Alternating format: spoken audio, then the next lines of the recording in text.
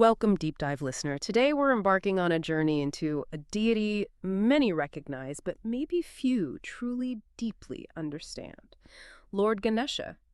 His iconic elephant head, his link to new beginnings, the huge festival of Ganesh Chaturthi.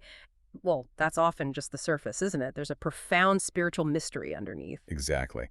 And we've gathered some really incredible sources, ancient Puranas, modern spiritual insights, even historical analyses. We want to reveal the deep layers of wisdom behind Ganesha's iconic form, his really captivating origins, and importantly, what Ganesh Chaturthi truly signifies for us today. Right. So our mission is to go beyond just the festive cheer. We want to discover the profound why behind his worship. We hope to reveal some surprising facts that will leave you not just well informed, but maybe, a little inspired too. So, okay, let's start peeling back these layers. We all picture Ganesha as the elephant-headed god. That's the image, right? But how did that actually come to be? Our sources seem to present a couple of really captivating narratives. They're epic, but also deeply symbolic. It's fascinating, actually, because different Puranas offer slightly varied accounts, yet they all somehow converge on Ganesha's unique power and his purpose. Let's maybe look at two key ones. Okay, the first one. This is from the Brahma-Vaivarta Purana. It gives Ganesha that special name, the Vaimatura, which means son of two mothers. The story starts with Devarajendra, king of the gods, sort of relaxing by the Pushpapadra river, and then Durvasa Muni arrives. He's carrying this very special Parijat flower, a gift from Lord Vishnu himself. Apparently, this flower was blessed to grant immense strength, wisdom, and also the status of first among all gods, Pratham Puja, is that right, to whoever wore it. That's the one, Pratham Puja. So Durvasa Muni, seeing Indra, thinks, okay, worthy recipient, and gives him the flower. But Indra, maybe a bit too relaxed, carelessly places it on the head of his elephant Airavat. Now, the flower's blessing also had a flip side, a potent curse. Disrespect it, and you lose your power. And instantly, Indra feels his strength just drain away. His companion, Ramba, leaves him. Airavat wanders off into the jungle, eventually having its own offspring. Meanwhile, somewhere else, in Shivlok, goddess Parvati creates a clay idol of a boy. Lord Shiva then uses his divine powers, the Shiv Sukta and Srishti Sukta, to breathe life into it. All the gods come to bless this new child, except for one Shanidev.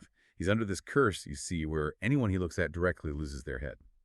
Parvati insists, though, and, when Shani looks, the child's head is severed. Wow. Okay, so here's where the elephant comes in, connecting the threads. Following Shiva's instructions, Lord Vishnu finds Airavat the same elephant, or perhaps its offspring cuts off its head and attaches it to the child's body. And this is how the boy becomes Gajana, or Ganesha. So this story explains the Dvaimatura name, son of Parvati and Airavat's mother, and Gajavaktra, elephant-faced. And crucially, his inherent wisdom and that first worship status, it comes directly from the Parijat flower, which was already on Airavat's head. Exactly. Now, there's another really compelling narrative. This one's shared by more modern spiritual teachers like Sadhguru and Dr. Vineet A. It focuses on goddess Parvati wanting privacy, for her bath. So she creates this beautiful child from sandal paste and, her own cells. Using her potent tantric energy, she breathes life into him. She tells the boy, "Guard my chambers, let no one in." And the boy, knowing only his mother, fiercely obeys. Okay, I can see where this is going. Lord Shiva returns. And gets stopped by the boy. Right. And that probably doesn't end well initially. Not at all. An argument starts, it escalates, because this huge cosmic battle, Shiva's goddess get involved, even other powerful goddesses like Chandika and Kali join in. And in a moment of, divine rage, Shiva beheads the boy with his trident. Oh, my. So Parvati, she must have been devastated. Heartbroken and absolutely furious, she unleashes the Matrika goddesses, these ancient, powerful divine mothers, and threatens to basically unravel all of creation in her grief. Yeah. So, to appease her, Shiva promises to revive the child. Now, the sources differ slightly on the new head. Some say it was an animal found sleeping with its head pointing north off an elephant. Others mention the head of a demon, Gajasura, or, again, Airavat. In some versions, the original head had turned to ashes. And then Shiva blesses the revived child. Yes, declaring him Pratham Puja, the first to be worshipped in any new endeavor, any beginning. This story really highlights, the clash of these powerful egos, but also the incredible power of a mother's love and Ganesha's fundamental role as a supreme guardian. So, okay, whether it's the magic Parijat flower bringing wisdom, or this intense creation born from a mother's fierce will, Ganesha's intelligence, his significance, it's central to all these stories, but these aren't just fascinating ancient tales, are they? They seem to lay the foundation for understanding the the deeper philosophical core of who Ganesha is. It goes way beyond just the elephant head. You're absolutely right. If we connect these stories to the bigger picture, Ganesha's form, his narratives, his worship, it's all packed with symbolism. It almost offers a shortcut, for someone wanting to understand deep spiritual concepts quickly. For instance, that non-human head, it's often pointed to as the source of his supremely brilliant intellect. Right. Like the story with Vyasa dictating the Mahabharata. Ganesha challenged him, didn't he? Demanded nonstop recitation or he'd drop his pen. And our sources say Ganesha was the first to truly grasp the deep philosophical meaning of the whole epic, including the Bhagavad Gita, made him its first real student. Plus, the elephant head itself. It's a pretty universal symbol for wisdom and for a strong memory. And he's known as Vignaharta, the remover of obstacles. We hear that a lot.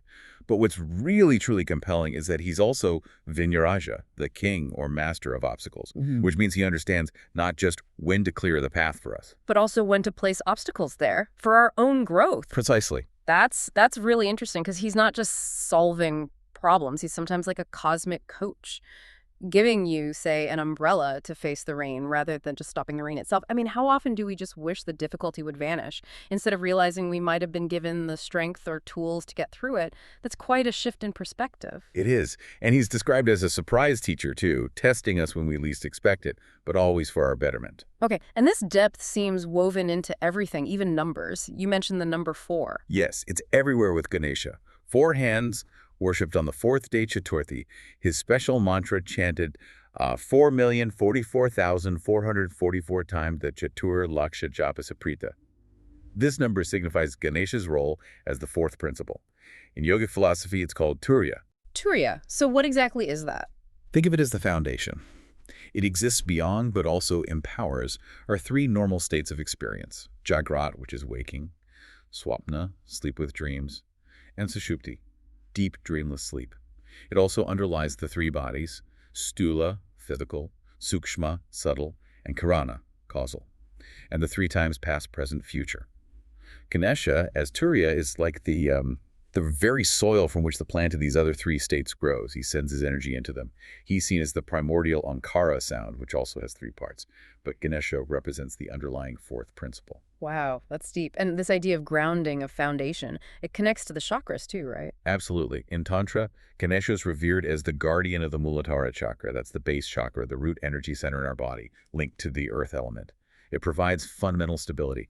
So praying to Ganesha is believed to help stabilize this lowest chakra, which in turn allows people to focus on deeper spiritual practices, like the ascent of Kundalini Shakti. And there was something else. Deities with animal heads respond faster. Yes, Kishri Praprasada Devata, that's the term. The movement's fast-responding deities. Yeah. Ganesha, Hanuman, Narasimha, Hayagriva, they're believed to offer more immediate help, respond quickly to prayers.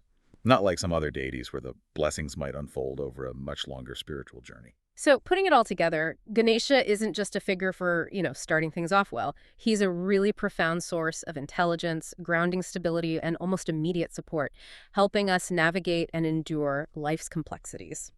Okay, let's talk about the festival itself. Ganesh Chaturthi, we all know the joy, the big celebrations, the Ganesh Bappa Moria chants, but there's clearly so much more to it than just the party, isn't there? Oh, absolutely. The way we celebrate and understand Ganesh Chaturthi has definitely evolved over time, but its core purpose, that remains deeply spiritual and incredibly relevant for, anyone seeking that deeper understanding. It's celebrated on Bhadrapada Shukla Chaturthi, and the festival usually lasts for 10 days, ending on Chaturdashi. Now, those 10 days, our sources explain, they symbolize the 10 directions, the 4 main ones, the 4 corners, plus up, Akash, and down, Patal.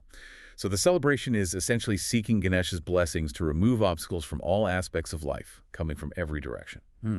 And there's that story about the moon, Chandra. Ganesha cursed him. Yes, the story goes that Chandra laughed at Ganesha because he ate too many modaks, his favorite sweet, and his stomach burst open. So Ganesha cursed him, saying anyone who saw the moon on Ganesh Chaturthi night would face false accusations and unhappiness. Okay, but that sounds a bit literal. Is there a deeper meaning? There definitely is. There's a saying, Chandrama Manaso Jata, which means Chandra is born of the mind. So the real teaching isn't about literally hiding from the moon. It's a powerful metaphor. It's about controlling one's mind during this sacred time, refraining from getting lost in just, entertainment-driven activities. It's really an invitation to live more disciplined life, focusing on spiritual growth and gaining knowledge. That makes much more sense. And the festival's history is interesting, too. It wasn't always this huge public event, right? No, for a time it was mainly a family affair, but it was dramatically revived as a grand community celebration by Bal Gangadhar Tilak back in 1893. See, during British colonial rule, large public gatherings were banned. Tilak cleverly used Ganesh Chaturthi as a non-political religious platform, but it allowed people to come together, foster unity, discuss things, especially during the freedom struggle. Wow, that's a powerful example of how a spiritual tradition can become a real tool for social cohesion, even national awakening. It really is. And this focus aligns with what the Ganesha Purana says the festival should emphasize: Gyan, which is knowledge, and Nivritti, which means liberation or moksha, not just entertainment. If you break down the name Ganesha itself, Gan means group or community, Isha means Lord, so Lord of the community. But also, Ga can represent Gyan, knowledge, and Ana represents Nivritti, liberation. Ah, so Ganesha is the giver of knowledge and the path to liberation. Exactly. And the unique planetary alignment during Ganesh Chaturthi is said to be especially potent for creative visualization, manifesting intentions, and, of course, removing those vinyas, those obstacles. And you mentioned eco-friendly idols earlier. That's not just a modern thing. Not at all. It's actually ancient. Texts like Varahamihira's Brihat Samhita from the 5th or 6th century describe Ganesha holding a radish. And remarkably, some of the oldest Ganesha mold ever found from Brahana, an Indus Valley site dating back maybe 9,500 years, show him holding a radish and were made of clay. 9,500 years. Wow, so this push for clay idols now has really returned to tradition. It points to a really rich, ancient, sustainable practice. It encourages us to think about a more meaningful and environmentally conscious celebration today. And it's also a good time to start a spiritual practice connected to him, a sadhana. Yes, Ganesh Chaturthi is presented as the ideal time to begin Ganesha Sadhana. Remember, goddess Parvati.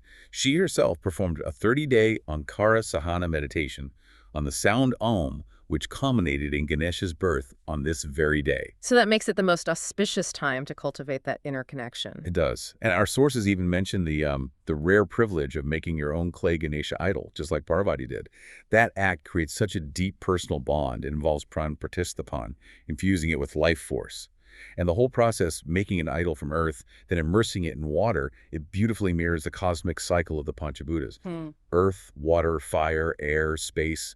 It reflects the growth of every single being in the universe. It's just remarkable, isn't it? Every single detail of Ganesha's form, his trunk, his hands, the things he holds, it feels like a visual lesson, like a secret code waiting to be unlocked. How do these seemingly simple features become such powerful guides for spiritual understanding? You've really hit on a crucial point there. These aren't just, artistic flourishes. They are profound symbolic guides, almost like mnemonic devices. His elephant head, for instance. Yes, wisdom, strong memory. But its unique shape is also often said to resemble the sacred Amkara, the primordial found. His big ears. They symbolize listening more, taking in wisdom, insights from others. Out of small eye. Encourage concentration, intense focus. The small mouth teaches us to talk less, and the trunk itself represents dexterity, adaptability. Yeah. The ability to navigate, pretty much any situation. Right, and he holds things, objects in his hands, like a spiritual toolkit. Exactly. The axe, for example, symbolizes cutting attachments, cutting those bonds to the material world. The noose represents the bindings, the traps we might fall into, urging self-control. And the modak, his favorite sweet. Ah yes, the modak. It symbolizes the material senses, but also that deep inner joy, ananda or moda. Ganesha's realm is Svanandaloka, the realm of self-derived joy. He's even called Hasharasa Adidevta, the god of humor. Moda, bliss, is his essence. So the modak, with its plain outer casing and sweet felling, represents finding that inner sweetness, that joy within the material world. That's lovely. What else does he hold? A lotus. Yes, the lotus represents spiritual wisdom, the blooming of Buddhi, the highest intellect. And as we mentioned, those ancient depictions show him holding a radish, representing the root, the fundamental aspects of existence. And what about his family? He's often shown with wives, Riddhi and Siddhi, or Buddhi, and sons. That's right. In the Puranas, it's often Riddhi, perfection, and Buddhi, intelligence. In Maharashtra, more commonly Riddhi and Siddhi, spiritual powers. And they're said to have two sons, Shuha, which means welfare or auspiciousness, and Labh, meaning profit. The symbolism is beautiful. True welfare and genuine profit only come when you act with wisdom, with knowledge, with patience. It links spiritual growth directly to worldly success, you see. And there's another layer in the Ganesha Purana, his 8 incarnations. Yes, this is powerful. Each of his 8 forms is described as conquering a specific vice. Things like ego, pride, attachment, possessiveness, envy, greed. These inner asuras. It powerfully illustrates that wisdom, personified by Ganesha, is the key to overcoming these internal demons, these obstacles we create for ourselves. And his influence goes way beyond India, doesn't it? Oh, absolutely. It's global. Yeah. His worship is Kangen in Japan, often shown holding that radish, interestingly enough. Yeah. And there's that compelling theory linking him to the Roman god Janus. Janus, the god of gateways, beginnings. January. Exactly. Janus shares phonetic similarities. He's linked to the moon and money, like Ganesha sometimes is. And uniquely, Janus has no direct Greek counterpart, which makes some historians wonder if there was influence from Indian traders reaching Roman culture. It's a fascinating possibility. It really is. Ganesha's form is like a cosmic diagram, just packed with instructions for living a meaningful life. Okay, let's turn now to the tools and spaces, the ways we can connect with Ganesha on a more personal, maybe deeper level. Right. Understanding the meaning behind the mantras, the significance of his sacred abodes. This can really transform your practice, give you those aha moments. A key mantra, one many people know, is the Vakratunda Mahakaya mantra. Vakratunda Mahakaya Surikoti Samaprabha, Yirvivinam Kurume Deva Sarva Karyashu Sarvada. Let's break that down. Vakratunda means bent trunk, right? Yes. It refers to an avatar of Ganesha when Lord Brahma needed help with creation.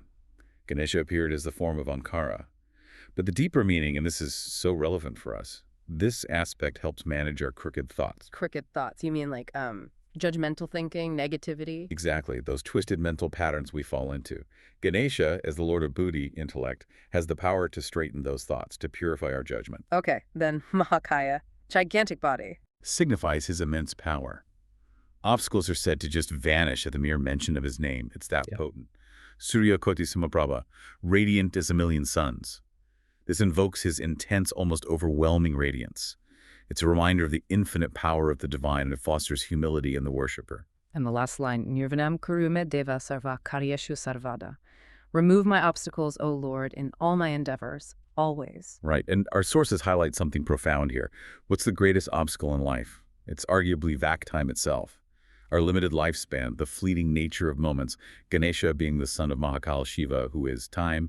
Well, Ganesha controls time, so invoking him helps us navigate this ultimate obstacle. It's also an act of humility, acknowledging that some obstacles are just beyond our grasp, and we need that divine wisdom to help clear them. Powerful. And beyond mantras, there are specific sacred places. You mentioned Morgan in Maharashtra. Yes, Morgan, also known as Muladhara Chakra. It's described as the very heartbeat of Ganesha worship, the place where he first fully revealed his divine powers. It's often called Ganesha's Maika, his maternal home, because of that deep historical and spiritual connection. And the Ashtavinayaka temples, there are 8 of them. That's right, 8 specific forms of Ganesha in Maharashtra. Each is believed to be associated with a particular city or occult power. But here's the subtle teaching. Visiting these sites isn't just about gaining powers. It's about understanding how those very cities can become a huge distraction. A distraction from the real goal, that deep divine connection. It's easy to get caught up in wanting powers, but true spiritual growth often means looking beyond that. Interestingly, there's a belief that the priests who serve these temples generation after generation start to physically resemble the Ganesha idol they worship, a testament to that deep, constant connection. And here in Mumbai, Siddhivinayak temple is incredibly famous. It is. And it's linked to the Siddhivinayak Vrat, a practice for receiving boons, vram, and spiritual accomplishments. The idol there typically has 4 hands holding the modak, showing the apayahasta, fearlessness gesture, the pasha, noose for control, and ankush, goad for guidance. His Brahma-Vaivarta pose reminds us to focus on God as the single force behind all those triads we discussed, past, present, future, the 3 bodies, the 3 states of consciousness, and to transcend their limits. For people in Mumbai, Siddhivinayak offers this tangible sense of stability, divine guidance amidst the absolute chaos and pace of the city. And Lal Boksha Raja, also in Mumbai, that idol has a very different feel, doesn't it? Almost like royalty. Yes, he's often seen as a king returning home. Fulfilling wishes, yes, but also inspiring devotees to embrace their spiritual mission alongside their material lives. And uniquely, Lal Boksha Raja breaks from that classical Panchatal artistic measurement system. Most Ganesha idols are depicted using this system, which makes them appear more youthful, almost dwarf-like the Vamana Roop. Laobaksharaja, however, looks like a commanding, full-grown adult, which visually reinforces that majestic, wish-fulfilling king persona. And he holds different things, too. He does. He's often depicted holding Vishnu's shank, conch, and disc. This is unusual for Ganesha. It symbolizes his role as Siddhikaraka, the sustainer, and shows that he actually embodies the powers of all the major deities. So ultimately, whether it's mantras or visiting these places, it comes down to consistent practice, to sadhana. Exactly. It's about sadhana, consistent spiritual practice. And remember, Ganesha offers that immediate responsiveness. The true purpose of, say, going on a pilgrimage to these sites isn't just tourism. It's about deep personal sadhana. Maybe staying in one place, allowing that energy to really sink in, fostering that unwavering trust in the divine process. Wow. What an incredible journey we've taken today. From, his dual motherhood right through to being the master of time itself. Ganesha is truly an enigma, so rich with layers of meaning and power, it goes far beyond any single story or festival. Indeed. He really is the ultimate guide, you could say, for grounding ourselves, for finding stability, and ultimately for achieving liberation. His presence in our lives, it isn't just about those big festival days. It's about cultivating wisdom, stability, and that deep inherent joy every single day. This conversation has really, I feel, unpacked the profound essence of Ganesha and Ganesh Chaturthi. So maybe here's a provocative thought for you, the listener, to ponder. If Ganesha, the Lord of beginnings and obstacles, also embodies the mind and its control, and he's the guardian of your foundational Muladhara Chakra, what crooked thoughts, what mental patterns might you choose to straighten this Ganesh Chaturthi, to unlock your own true potential and achieve that kind of unshakable stability he represents? That's a great question to sit with. And just remember, whether it's through simple devotion or maybe that profound act of making your own idol or diving into deeper sadhana, Ganesha is always accessible, always ready to offer that umbrella for your journey, guiding you with wisdom and truly with boundless love. Happy Ganesh Chaturthi.